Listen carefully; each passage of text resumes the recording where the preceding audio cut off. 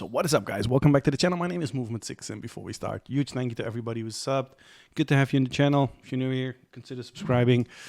Support a small and growing channel, guys. Now, in the whole, if you want to start YouTubing, right? If you want to start YouTubing or you're just on your way, it's a pretty damn thing to get all your equipment right and your software, and it's a jungle out there. You don't know what to do and you don't know where to go, right? Same goes for my production for music. I always say it's the ear, not the gear, right? Same goes for YouTubing, editing, video imaging. Just start with what you have is also in that area. You can invest thousands and thousands of dollars and just getting trapped in a complete jungle of system requirements, hardware, how to optimize it, everything. So same goes for productions, for DJing. I just started with what I have and built on top of that and learning by doing, right? And the same goes for webcam, image capturing.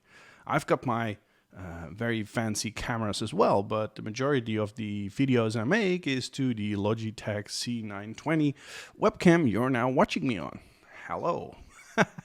And it did the trick, and it's not that bad of a webcam. It's full HD, it's got a glass lens, it's got autofocus, and to be fair, it's good, you know. It even has a mic in there, and I'm not using that for now, of course, but when I need to do a conference call and I'm just out and about or in different, I just take the webcam with me and I just use that, and it works fine, you know. And I optimized with what I had, but it can be a difficult jungle out there, because if you're looking at the fancy YouTubers out there, they all have those fancy big ass cameras.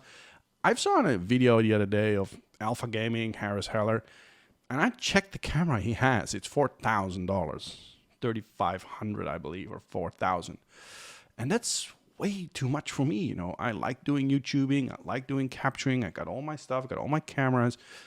But there is a limit, you know, to what I want to do. I'm just a growing small channel, and I'm learning by doing. I'm learning software, learning hardware. But it's good that when you've optimized something and you see something better, that there is also a new path to take. Now, the Logitech C920 you're now watching me on is a great camera. There are some flaws in it. I think the image quality is sometimes not that great with low lighting, and you can really notice that it's a compressed signal. Now, in comes the Logitech, in comes the Elgato Face Cam. Now, I've got the lighting already here from Elgato, which works fine with your app, and they now brought a face cam to the market. You can pick this bad boy up for $199, so it's $199, and it's a webcam that does take it up a notch. It has the chip of Sony on board to process quick and to have also very low lighting, sharp images. It is a completely non-compressed signal with very low latency, and it's a full HD 60 frames per second, I believe. Yeah, 60 frames per second, while the Logitech only captures at 30 frames per second. Now, the good thing about the Elgato is that the settings are being captured and being saved and stored on your camera. So not on your system, but on your camera. Shall I say it again? On your camera. Which makes it very handy if you just take it with you and put it in another laptop or PC or whatever. It's got a glass lens just like the C920, but I'm just very curious on how this bad boy looks. So the next video you're going to see is, or the next few minutes of this video is with the Elgato Face Cam. Let's do it, guys. And now you're watching this through the Elgato Face Cam. And as you can see, the image is crisp. It is absolutely crisp. It reaches my computer uncompressed.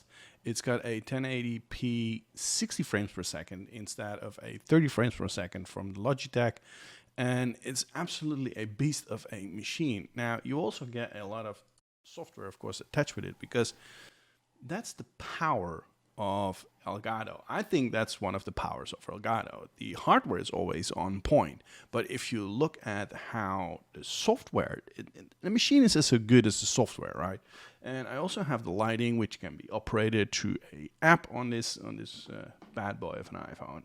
And as you can see here, and you can't see the image because the image is now being used by OBS Streamlabs, but as you can see, this is the where you eventually zoom in and out. But you can do all these settings and you just hit save and it saves it to the camera. So this is absolutely fantastic. The only criticism I have is this bad boy. It's a lens cover you put when you're done with streaming or whatever. You could put this on the camera and it protects the lens, but it's pretty damn rough to get it off. It's not so bad to put it on, but it's pretty rough to get it off.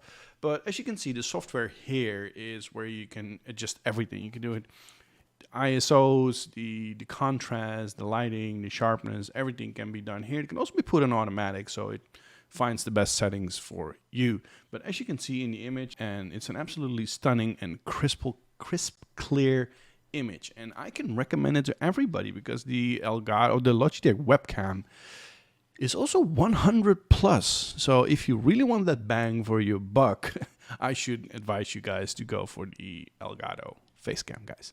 See you soon. This is Movement 6 out with the new webcam.